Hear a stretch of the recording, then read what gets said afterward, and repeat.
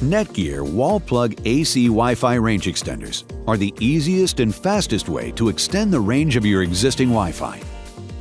To begin, first unbox your extender. Then, plug the extender into an electrical outlet. For a seamless installation, we recommend that you complete the basic setup in the same room as your current router. If your Wi-Fi router supports the 5 GHz band, now unplug the extender and move it to a new location that is about halfway between your router and the area with a poor Wi-Fi signal. The location that you choose must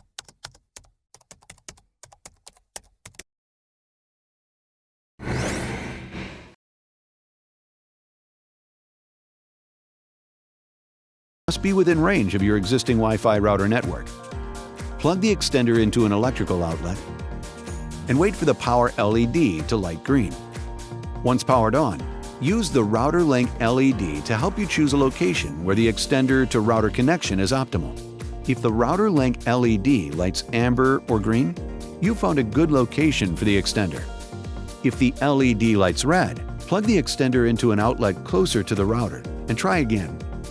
Moving the extender closer to the router will improve the connection, but will reduce your extender's coverage. Once you've found a good location for your extender, connect your client device using the new network name. The extender uses your existing Wi-Fi name and adds _2GEXT or _5GEXT at the end. When connecting, make sure to use the same Wi-Fi password as your router. If you're using a mobile device, connect in the same room as the extender, and then move to the area with a poor router Wi-Fi signal.